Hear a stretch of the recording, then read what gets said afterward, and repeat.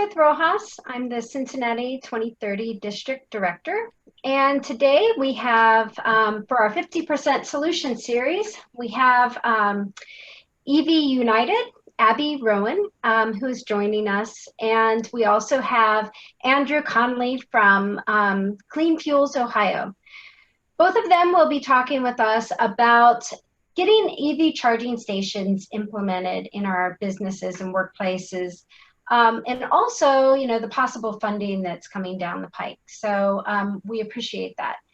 Also, I'd like to say thank you to our our sponsors today. We have Pro Lighting and Solar and PAF Electric. Both of them are with the IBEW locally here.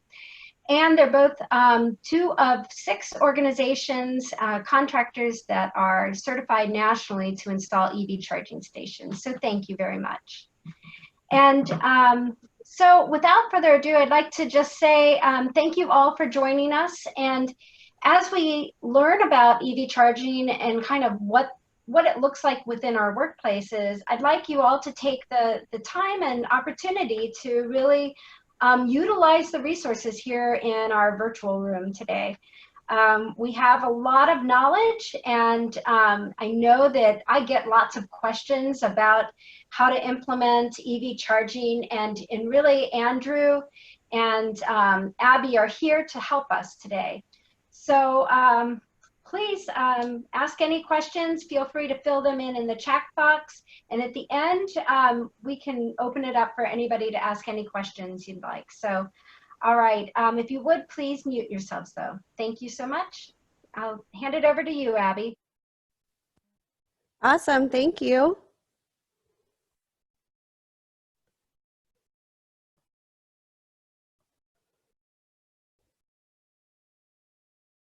All right.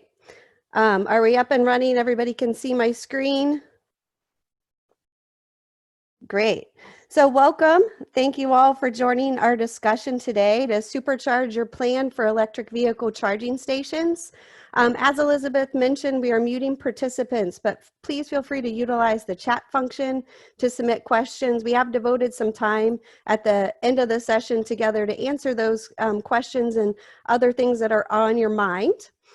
We also will send out a post-webinar survey, so if you can take a few minutes to share your thoughts and definitely strengthen our content to make sure we're providing you with relevant future topics or expand on things that maybe you were looking for out of this presentation.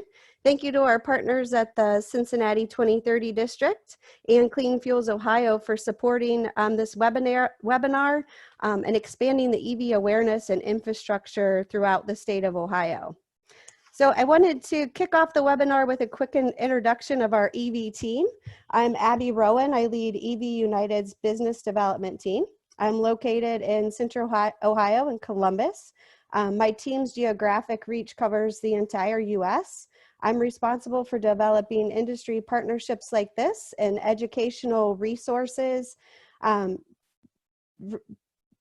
to really expand the EV infrastructure. I consult directly with organizations of all shapes and sizes and types to develop an EV plan, manage the project, and coordinate all necessary stakeholders to ensure success. Sam Owens is part of our business development team and will be supporting me and the Cincinnati market, providing customized site assessment and infrastructure consultations. So you may see either one of us in your market. And last but not least, Andrew Conley has been part of the Clean Fuels organization for over 20 years. He's responsible for the oversight of their organization's services and programs that service fleet stakeholders. This includes consulting services for fleet analysis, planning, securing incentive funding, infrastructure development, training, and education. During his tenure with Clean Fuels Ohio, he has secured tens of millions of dollars in funding for the organization's partner and certified nearly 100 of Ohio's green fleets. Our agenda today really was created to support and supercharge the build out of electric vehicle infrastructure at your organization.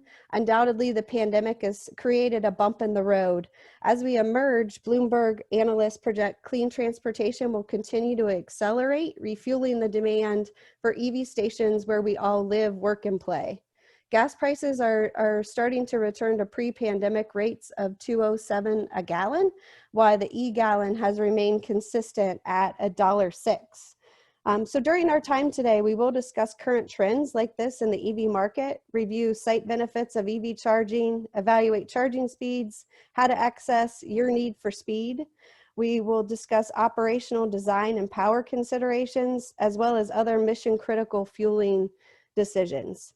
Andrew Conley from Clean Fuels Ohio will provide an update on grants and incentives available in the state of Ohio, including those anticipated Volkswagen settlement grants. This session will conclude, as I mentioned, with the Q&A, so please submit them through that chat function. So our future is definitely electric. Commerce giants like Amazon are making investments daily into clean energy. Amazon recently announced an order of over 100,000 custom electric vehicles from electric vehicle maker Rivian. Automakers are also responding with $90 billion in investments into the category. This category expansion includes things like Tesla Semi, a taxi, Tesla's Model S. General Motors announced their first ever all-electric Hummer, earning them their super truck status. We are seeing more and more electric buses enter our communities, and Mercedes actually has a Vision drone van. So there's a plethora of light duty vehicles to choose from, as well as we're seeing these increasing number of electric vans, medium and heavy duty trucks and buses. This demand and the investment into electric vehicles will certainly continue. The commitment is spread throughout our industry leaders. You can see some of those logos across all of our OEMs. Some of the biggest industry automakers have made some significant announcements. Volvo plans to have an electric motor in every car by 2020. General Motors has plans for 20 new all-electric vehicles by 2023. Ford is spending over $4.5 billion over the next 5 years to add 13 all-electric models. And in 2019, Tesla delivered an increase of 48% with 375,000 cars. As the number of EVs hit the road, and this is rapidly expanding, our EV infrastructure must grow to accommodate these additions. So, where does this demand exist? Really, everywhere. Our resume of site hosts at EVunited includes a wide variety of business types and sites. Our work includes level 2 charging as well as DC fast charging, in some cases really a combination of both. We understand and assess the varying needs of each organization to see what type of charging is going to make sense for your organization.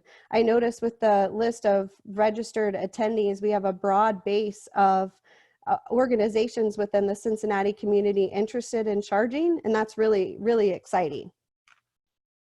So at EVunited, we really focus on matching our EV infrastructure and solution with the organization. We don't offer or recommend a one-size-fits-all solution, and our approach is a little different.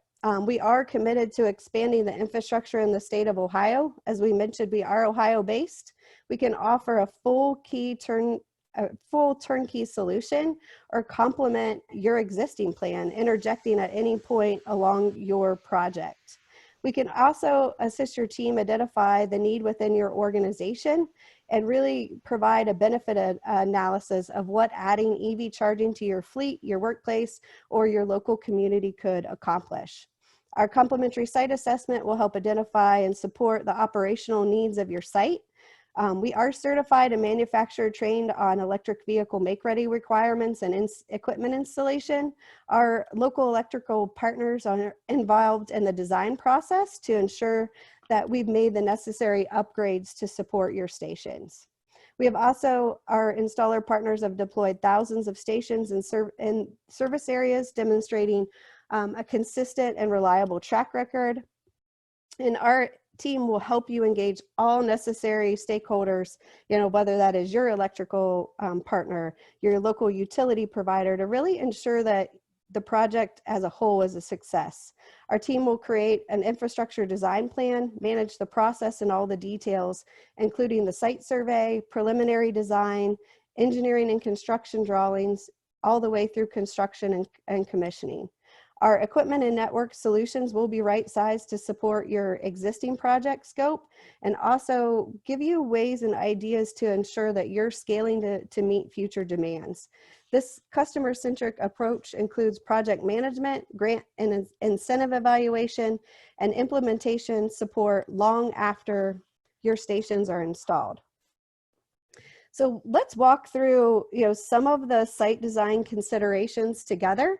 We'd like to walk through some of the considerations that our team would evaluate to really help you look at what benefits your site could realize by installing EV charging based on what type of organization you are. So for instance, if you're a retail location and you're trying to attract more customers, you're also trying to keep those customers in your store longer to increase your customer dwell times. Are you an apartment or a condo that needs to stand apart from other organizations and offer a new amenity to new residents and guests? Are you a hotel that's trying to find ways to increase occupancy and offer an amenity so that people can stay in your hotel and charge their car overnight, really making it convenient for them? Are you a municipal location that is looking to boost the local economy, drive traffic to local businesses or different events, different organizations or things that may be happening in your community? And, importantly, are you a workplace trying to retain employees and exceed satisfaction ratings among your employees? Are you a fleet that's trying to look at your ROI and your total cost of ownership to save thousands of dollars in fuel costs? Really looking at the different benefits and how it can implement and change your organization is crucial. Also, who would benefit? Is it residents, employees? How do we involve those stakeholders to get involved in the approval or development process to help the design really fit the needs of your organization? So this evaluation would lead us to the next step in the process, which is really to look at your need for speed. What type of organization are you? How long will drivers need to be at your facility? Do you want this to be public facing? So many applications, like I had mentioned, for apartments, condos, and hotels can accommodate overnight charging. Are your employees typically at your office or your workplace from 9 to 5? Or, are they in and out? Is it more of a fleet situation? Where would you like to place charging if you're a city community or you're trying to drive people to certain areas of your town?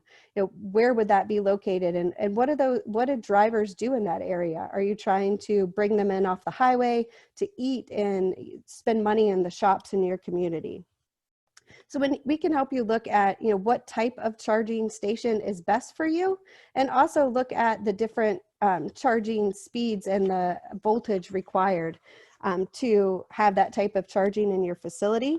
Just to give a quick review, level 1 charging is a standard voltage, 120 volt that you would find in your home.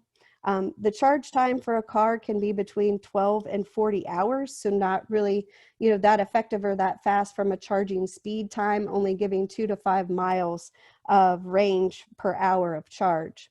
Level 2 charging is definitely more common, significantly faster, can replenish a battery to 80% within 2 to 4 hours.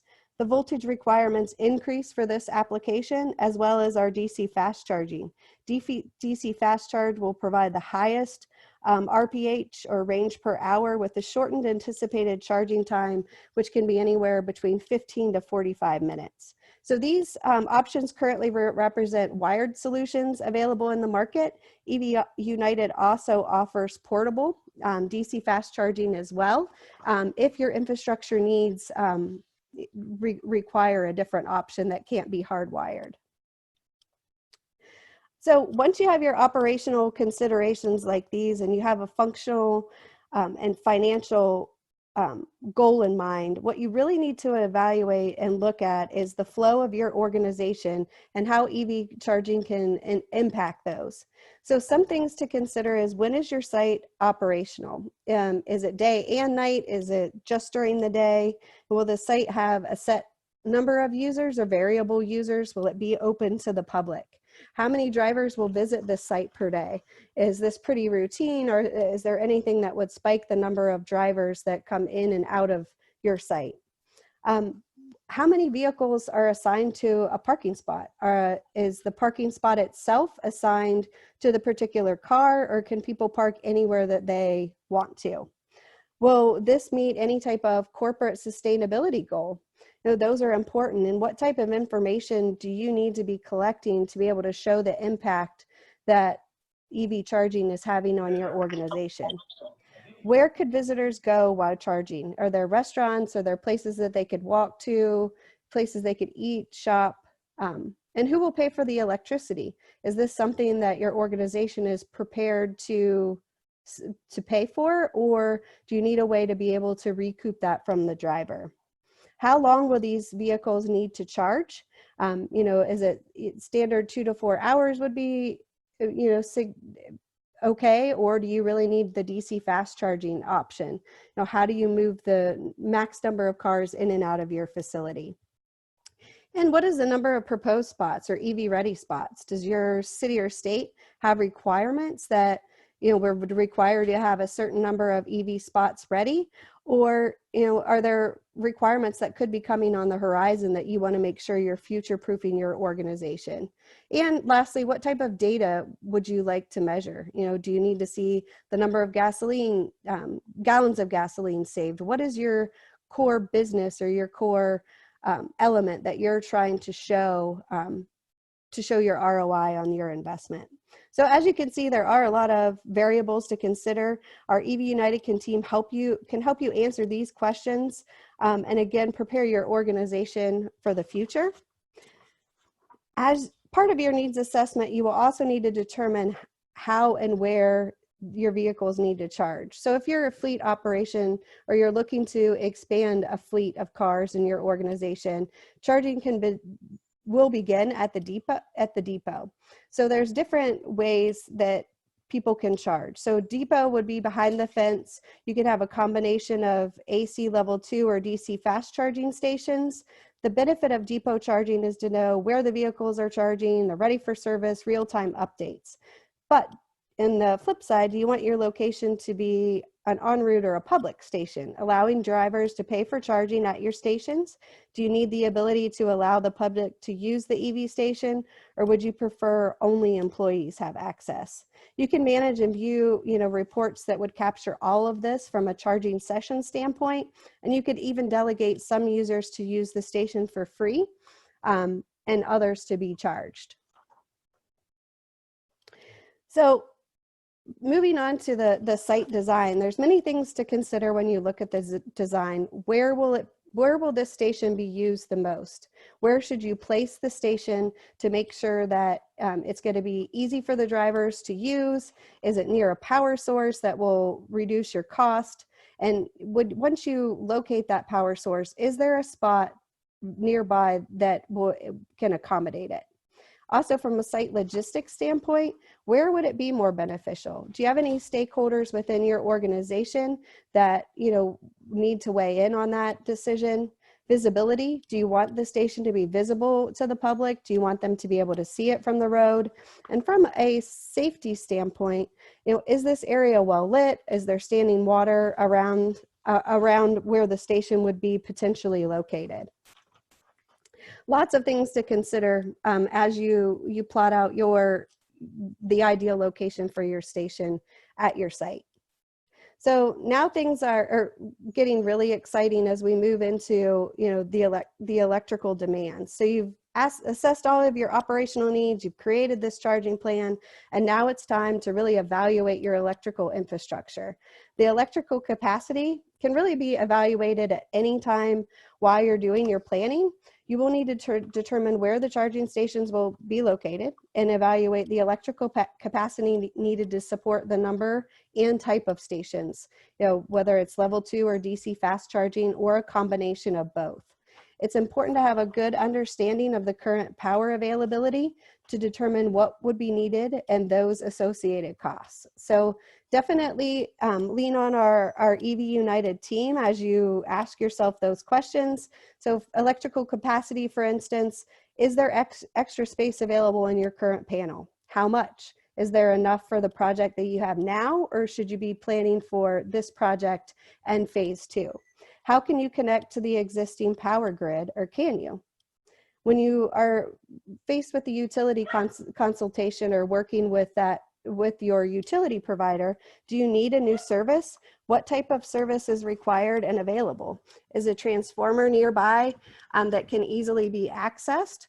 And what kind of costs are associated that you can anticipate that you'll have to spend?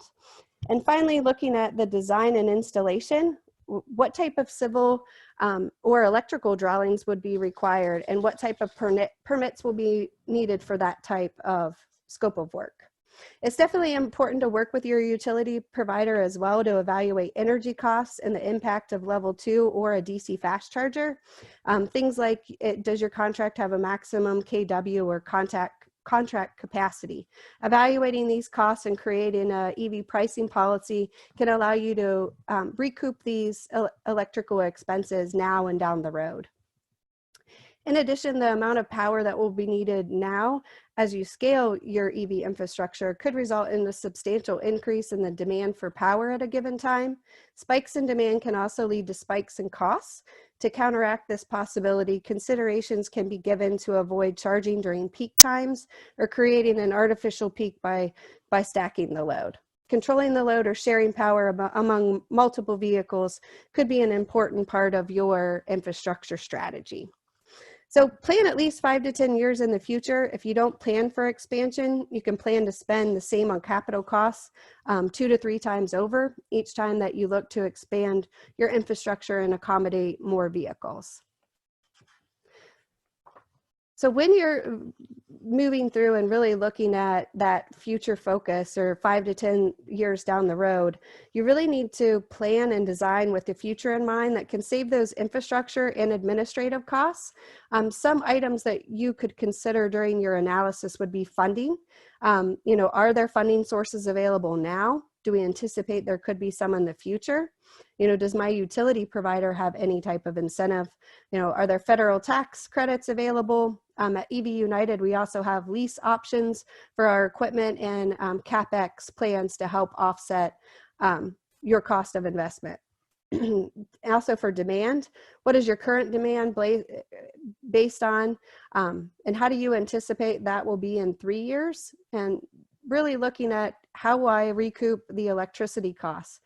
As more and more cars are on the market, it may be great to select an equipment that's free to the public now, but what will that look like in 2025 when there's 400 more electric vehicles on the market that'll be entering your workplaces and communities? And sustainability goals. How would you like to track your success? How do you measure that? What does that look like to really provide a good return on your investment into your employees, into your community, and the added amenity, even for your residents if you're an apartment complex, or your visitors through if you're a hotel. Station management, this would be, an administrative cost. Who will manage the station? Will it be monitored? Will your exterior partner, your charging partner, do that for you? Who will be responsible for repairs? Who will you consult with to help make sure you're priced competitively in the market and you're also recouping the expense for your organization? So as we move through the process, we haven't touched too much on the equipment or the hardware, but it is definitely an important part of your solution. So I always joke that, we all know what a SMART goal is. It's very specific, measurable, achievable, relevant, and time-bound. And it's not the intended acronym for a smart station versus, they call it a dumb station. I think that's kind of mean, an unintelligent station per se.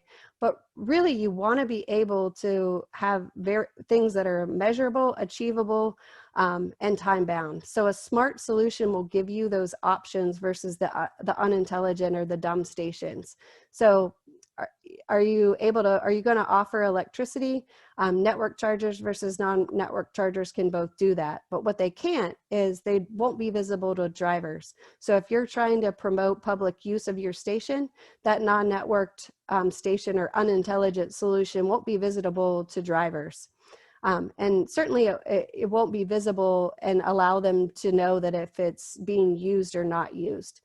There's software available that will actually give you the ability to show wait lists and add yourself to a wait list. So if you're traveling through an area, you can get in line for that station. Or if you're a workplace and you have multiple people using the station, you can create a wait list so you don't have people running out to the parking lot to see, you know, is my car charged, or, you know, is it finished? It'll actually tell them through the app-based or smart solution whether or not their car is charged, and if someone is waiting to use the station behind them. It'll also give you remote access to maintenance. You can check the status, availability, and any problems that may be occurring with the station can be corrected remotely. It also has lots of different analytics to show charging behavior, who's been using the station, and then also show you any type of costs associated with it. You can see the number of kilowatts that have been used, as well as track the amount of funds that have been collected from that station. This is also how you get all of your sustainability reporting, showing your fuel savings and all of those greenhouse gas emissions reductions. So that is the end of our section of the things that you should consider, or things to consider. I'm now going to turn it over to Andrew Conley at Clean Fuels Ohio, who's going to walk us through some of the grants and incentives that could be available to us here in the state of Ohio. Thanks, Abby, and thanks everyone for allowing Clean Fuels Ohio to participate in today's webinar. I see some of the participants are folks we know and have worked with, so I appreciate the opportunity to talk with you all. As Abby said, I am Andrew Conley. I'm the Consulting Services Director for Clean Fuels Ohio. Mainly that means historically my role has been really working with fleets, whether that be on outreach and education, analysis and planning, deployment, or recognition, really working across the board. I'll touch base on some of Clean Fuels Ohio's programs at a high level here, and then really focus the bulk of my comments on the grants and incentives available for electric vehicles and electric vehicle supply equipment for the charging station side. So obviously, Clean Fuels Ohio, we are a 501c3 nonprofit. Our mission is solely focused on transportation electrification, or transportation in general. Electrification is one of the topics that we focus on, but we are fuel and technology neutral, working across the broad range of commercially available alternative fuels and efficiency technologies. But certainly a lot of our work in terms of projects has been increasingly focused on electrification. So we are part of this national network of clean cities coalitions that is certified by the Department of Energy. There are about 87 other coalitions, and you'll see, you know, there is a coalition in Kentucky and in Indiana. So obviously with OKI in your region, you know, there is some overlap between Kentucky and Indiana as well with that tri-state corner. So if there is some overlap with Covington or other areas, you know, we would be happy to connect up with our counterparts in those states. So while I've historically focused on fleets, our Drive Electric Ohio program run by Brendan Kelly really focuses on the soup to nuts of electrification. So it's our comprehensive approach. Brendan and his team run Grassroots consumer education programming for Drive Electric Ohio, really focused on individual motorists and their adoption. Work closely with local, state, and federal policymakers, you know, whether that be MPOs or actual legislatures. Works closely with the utilities. I know we worked closely with Duke and submitted public comments on their rate case that they filed, which I'll touch base on later. Obviously, I come in and pick up on the fleet electrification piece. Certainly we've worked with City of Cincinnati and Hamilton County historically on some of the first pass analysis and planning. A couple years back now, when there weren't as many options available. Really focused on EVSE infrastructure development as a key piece of this puzzle, and then work with EV dealers and manufacturers to make sure Ohio is connected to the largest number of available models so that there's more options available for end users. And then a key piece weaving between all of this is our work to ensure equity and access in all these areas so that lower income communities, rural communities, anyone maybe outside the major metro area can usually thought of for this initial work. We're really focused in making sure that there is equity and access to these kind of electrified mobility solutions. So talking about grants today, and just in general, we do a number of things around grants. A lot of what I'll be talking about today is the VW settlement. But in terms of that, we do regular webinars, provide summaries and best practices, so free information as part of our outreach. For some of these grants that have competitiveness, for Clean Fuels Ohio members, we offer competitiveness vetting, where we will actually score your project like the grant maker would and give you a sense of how competitive and what you can do to boost your competitiveness. All of these grants and incentives are fully eligible for any of your organizations to apply for on your own, but if you need additional assistance, we can provide that. And then on the back end, we do a lot of admin and reporting work on behalf of organizations who also are seeking that. So with that said, I really want to focus on this Ohio EPA grant program.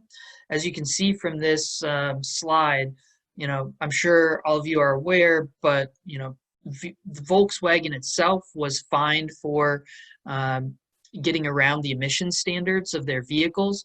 You can see they were fined upwards of $15 billion, almost $11 billion of that going towards buying back the vehicles from the individual customers, $2 billion of that going to Electrify America, which is essentially like a nonprofit arm that Volkswagen set up to invest in charging infrastructure, and then $3 billion in this trust going to each state. So out of that $3 billion trust, Ohio gets about $75 million, and they're spending it in two key areas. So the first is a vehicle program where this will be the third round, and they'll have $12 million for vehicles, and electric vehicles are eligible in a number of categories.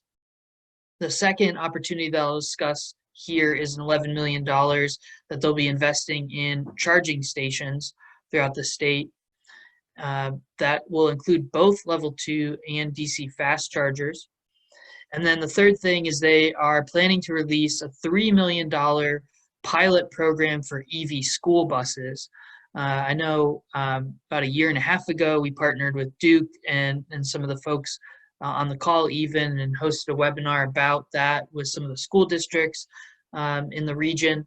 But these are the three big things that relate to electric vehicles and charging infrastructure that I'm going to touch on today. So in terms of the vehicle grant, this first one, some of the high-level big picture stuff, again, $12 million available this round, which is the third round that they're offering. The RFP was released June 1st.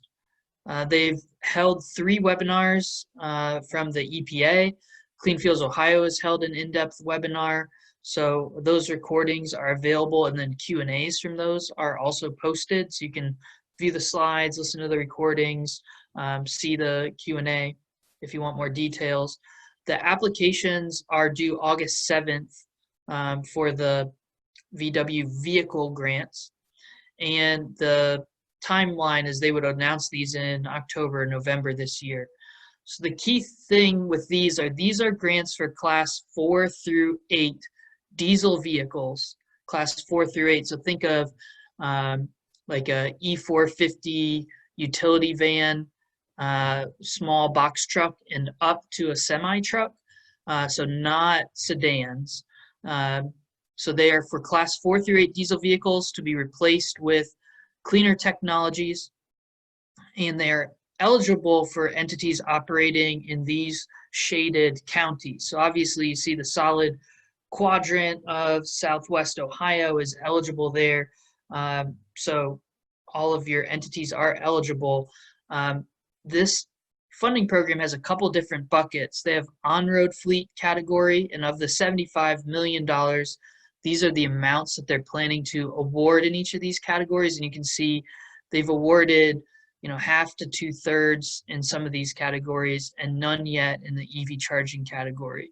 So they're planning to spend about $15 million on school buses, about $5 million per round in the first 3 rounds. Same with transit buses, and then $10 million in the class 4 through 8 trucks, which could include, like vehicles with the city or the county or private fleet vehicles, again, operating in those shaded counties that we saw in the previous slide. Off-road equipment, ferries and tugboats.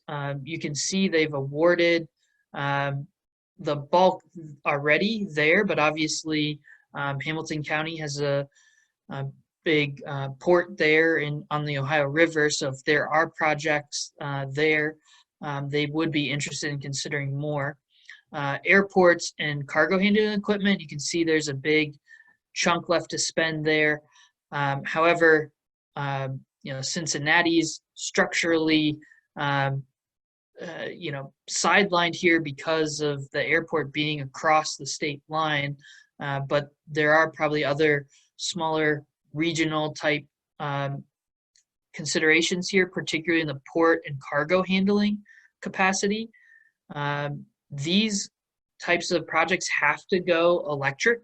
So that could be electric ground support equipment, but it could be things like yard trucks, transfer trucks, other kinds of forklifts and things.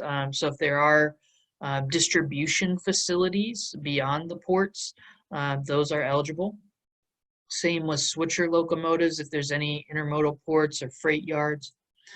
And then this EVSE charging station, they plan to spend 15%, which is the allowable maximum, or 11.2 million on that for the level 2 and DC fast charging. So if you are planning to apply for any of the vehicles, there's been 3 webinars from the EPA and 1 webinar from Clean Fuels Ohio that goes into all the gory details there.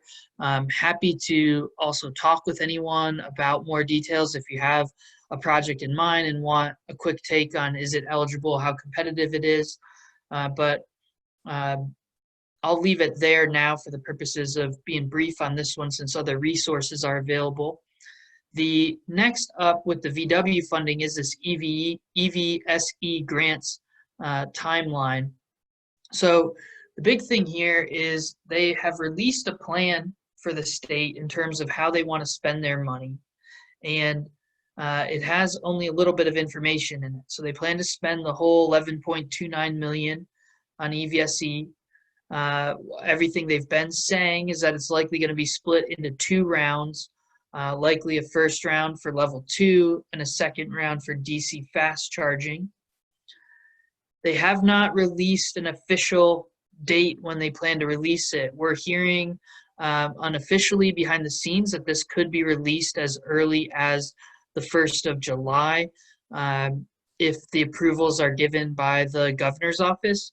There's been a broad kind of freeze on new spending from the state given the pandemic. However, this is private fine money that doesn't touch the state budget. So they're just waiting for final approval is our understanding. So this could be released imminently, even as early as July 1st. And then, it will publish when the applications are due, likely a 60-day turnaround. So, all this is subject to change with the details when released. But as of right now, our understanding is there is likely a early July release of at least level 2 funding, and probably a 60-day turnaround for applications has been what it has always been in the vehicle side of the equation. So what are they looking for? This is where we really wish we knew a lot more details to help you and others prime the pump of what you can start getting ready, and we just don't know because it's not been released. So we are awaiting more information on eligibility and funding. What we do know is that these sites must be publicly accessible.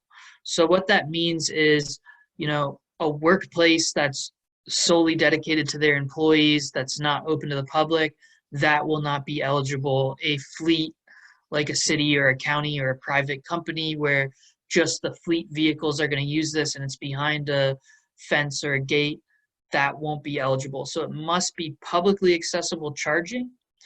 And the high-level plan that the EPA published states that they will give a priority for funding locations on Ohio's corridors. So Clean Fuels Ohio also partnered with the engineering firm HNTB and the Ohio Department of Transportation on a study looking at planning for corridor locations and where charging gaps exist and need to be filled. So that really particularly looked at U.S. interstates, state routes, and U.S. routes throughout Ohio, and looking at where DC fast charging is needed and level 2 around the FHWA, the Federal Highway Administration's guidelines, and some other parameters. So our understanding is that study will also be published soon, no official release date, but that should help inform where these priority locations are that the state might be looking at in determining which applicants to fund under the VW program. But we don't know what the scoring system is because the RFP hasn't been released. So we're really anxiously awaiting these details. Once we have them, we'll probably be hosting webinars to go through all the ins and outs about the program. So this is hopefully coming soon with more details from the state on all these points from the VW infrastructure funding side, but also more information from the Department of Transportation on where the priority locations are along these corridors. So stay tuned for more information there, and we'll also be hosting webinars when any of that's publicly released. As many of you probably know, utilities have also been seeking Public Utilities Commission settlements to invest in electric vehicle infrastructure in their regions. I'm picturing here the 4 major investor-owned utilities in the state. So AEP was awarded a rate case settlement by the PUCO about 3 years ago to invest $10 million in over 350 different charging locations throughout central Ohio and their entire region. So they're finishing the administration of that program. As of the beginning of this month, they filed a second filing, which included just a massive rate case in all different areas of their business, but it also included a second element, a phase 2, as they call it, of investment. So obviously they're not your main utility. Duke, obviously the Southwest Ohio utility, has filed a $15 million rate case to invest in EVSE, and that public comment period has passed, and so that's working its way through the PUCO. DP&L and First Energy also actively engaged in these conversations and looking at how and when to submit their own rate cases. So beyond the VW funding, there will likely be, if not this year, next year funding from at least Duke and AEP for investments in EVSE infrastructure in your region. So stay tuned for more details on that as that works its way through the PUCO. I also wanted to touch on, just very briefly, Clean Fuels Ohio is a partner in this large national Department of Energy project called EVWatts, which is really looking to gather wide-scale nationwide data on EVs in operation and charging stations in operation. The DOE basically said, we don't have enough information. We, the DOE, don't have enough information for good modeling and analysis and was seeking partners to find this data for them. They awarded Energetics, a private company that has been a contractor for the DOE since the late 70s, the award of this project. They're coordinating a lot of the data gathering through different clean cities like Clean Fuels Ohio. So we are their partner helping gather data in Ohio. And the two kinds of data we're gathering are data on vehicles and data on EVSE. So this is trip level or session level data as we describe it. We're looking for any all-electric vehicle or plug-in hybrid vehicle data. We're looking across all the class sizes. We're looking for that trip level data. So we're not looking for, ping by ping of where this is moving GPS wise. We're looking more at kind of a single line of data, such as how many miles the vehicle ran for that session, how much energy it took, how much battery depletion over the use of that vehicle, how much charge time, that type of information. We're also looking for charging infrastructure data. So, we'll accept both, we'll accept one or the other. We're very interested in gathering a large data set to better inform all the processes and analysis and planning that, federal entities on down to, state and local entities can be doing. So this data set will ultimately be publicly available. And in terms of charging infrastructure, we're looking for both level 2 and DC fast charge data, any site host, site location, end user element is eligible. And again, it's session level data, how many vehicles charged at that charger per day, how long did each of those vehicles dwell, how much energy passed through the charger into the vehicles, that type of very high level information. And the goal is to get a variety of geographic areas, technology types and user types and so forth. The way this works is we're looking for folks to become data partners. We have a basic short 3-page agreement that describes that if you provide data on any of these categories, this project, Energetics, will keep that data secure. So it describes how it will keep the data secure.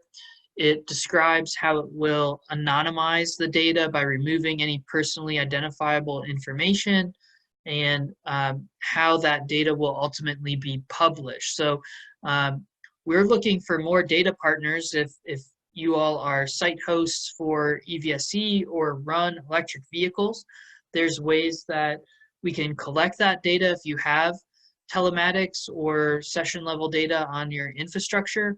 We also have partnerships with ChargePoint and Geotab. So if you need telematics, there may be a way to get you free telematics through this program. So we just want to work with you to verify the data that's available. We would, if you're interested, notify the Energetics team that you're interested. We would connect you up with this data sharing agreement so that you would have full proofs that your data will be anonymized and protected and secure.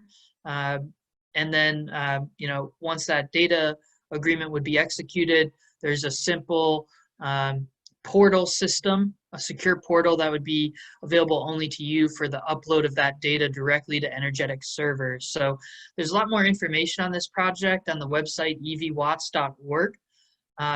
Or, you can learn more if you want to connect with Energetics directly, but I would also be happy to talk with you in detail. So those are the things I wanted to cover at a real high level. Again, obviously, I'm Andrew Conley. You can reach me at that email address. You can call that. That's our office number, which forwards to my home office now in this current situation. So before we open it up for, I believe, Q&A, also here's the key point of contact for EVunited as well. So appreciate the time and happy to discuss further.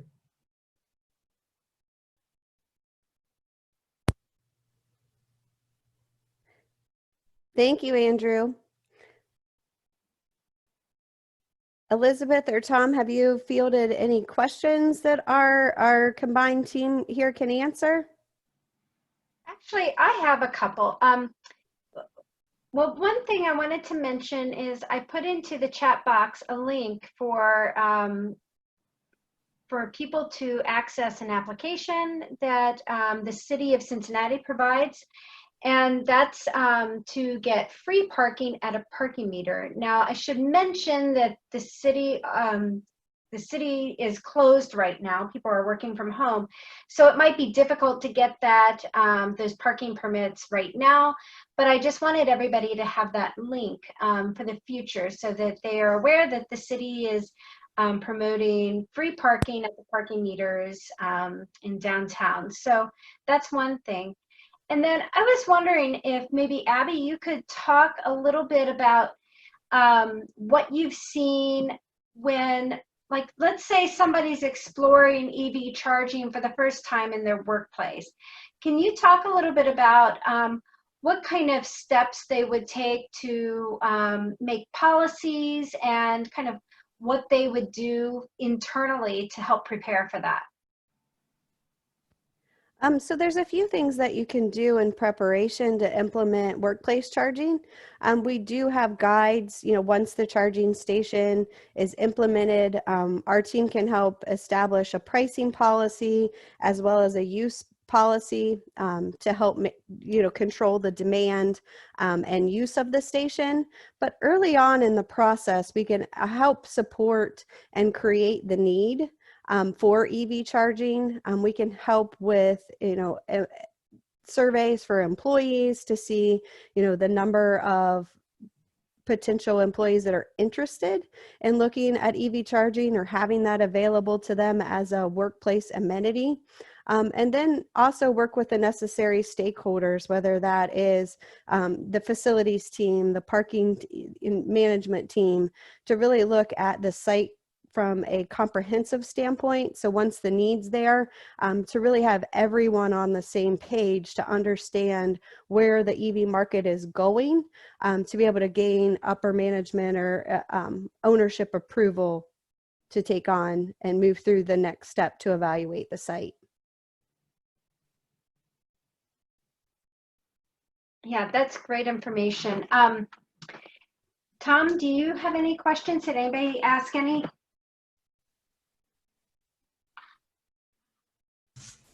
We haven't received any questions yet in the chat box, but if you would like to ask a question, please feel free to unmute yourself.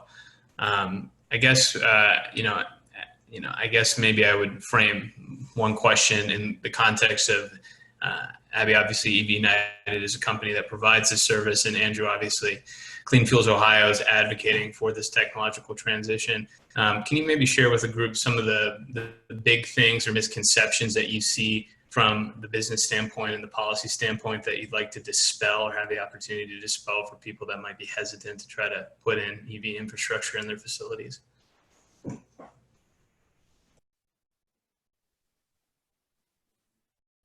Yeah. Yeah, Abby, did you want me to take a stab first, or do you want to go first, Abby? Yep, sure. Go ahead. In terms of misconceptions, I think one of the big things just in the alternative fuels realm in general is technology is constantly evolving. So, if you looked at this 5-10 years ago, the marketplace is extremely different and will also be different, not just now, but 5-10 years into the future. So this is a constant learning curve, but constant innovation and improvement, particularly in terms of the projections for electric vehicles. What we've been seeing is battery capacity and range increasing with price decreasing.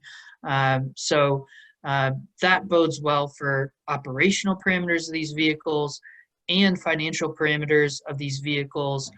So what we really expect to see is a broad set of additional options, lower price points, better return on investment. So, I guess the misconception I'm driving at is if this doesn't work in this particular configuration at this specific date and time for your organization, that doesn't mean electrification is a non-starter. That just, there will be increasing options and price points and availability. So, this is something to continually be looking at. I'll stop there for now. I would agree. I would say the common misconception is that there isn't maybe the need in their organization at that time. But until you really, peel back the layers and really talk to the employees, or, if you're a city municipality, talk to the residents, see what type of, investment they've made. How many electric cars do you have in your market? How quickly have those, numbers been increasing? Because as Andrew said, the investment and the number of cars coming is going to really drive this demand. And the ones that are out in front of it and ready for it are going to be the ones ahead in the future.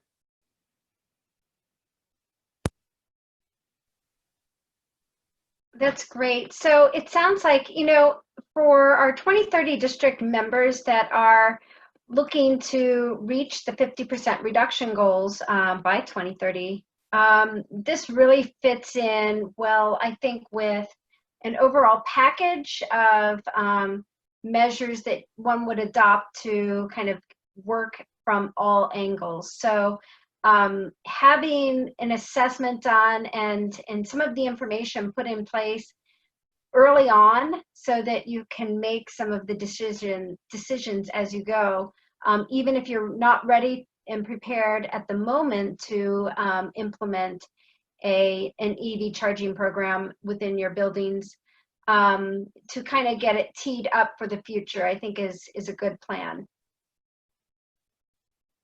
Yeah, and I think a lot of the things Abby spoke to, identifying site locations, identifying electric panel capacity, that's not a lost effort.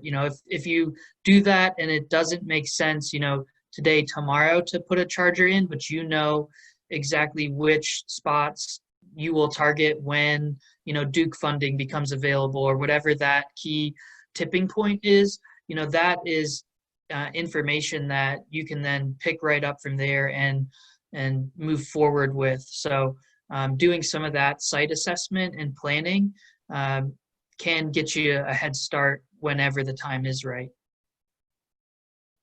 We did get one question sort of to piggyback off what Andrew said about specifically related to COVID and its impact to state and local budgets and regulatory distraction and all the things that the current pandemic has done to impact our governance. Have you seen any trends, both from the policy standpoint in terms of moving things forward, but as well as a business standpoint that's going to limit the build out of infrastructure? Do you still kind of see that things, despite this temporary slowdown, are still progressing on timelines that we might have been anticipating before the current situation?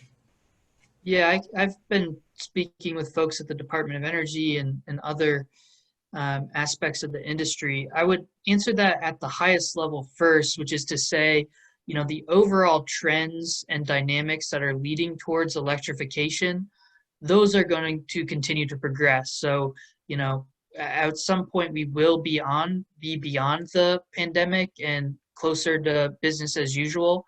And those trends will all continue. Battery technology will continue to progress, prices will continue to come down, models will be continue to be made available. So, the overall arc of where we're headed is not changed by COVID-19. Now, there may be some, Ford was planning to come out with the F-150 series electrified, and some of those kinds of specifics may be slightly delayed due to manufacturing disruptions and things like that. So there will be some of those kind of near-term hiccups. City and state budgets are being cut or frozen due to emergency decreases in revenues and stuff. So there will be some of those hiccups. Not to paint an overly rosy picture, but the long-term trajectory is still there. So we are still fully heading in this direction.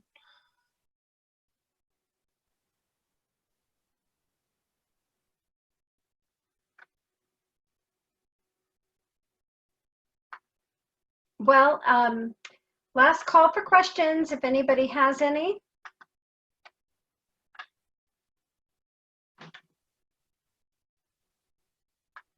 Well, we thank you very much. It was a great presentation, and we look forward to, if anybody does want to follow up with any of us, have any questions after this presentation, then please feel free to reach out to any of us, and we'll try to help you as you move through this next part of our journey.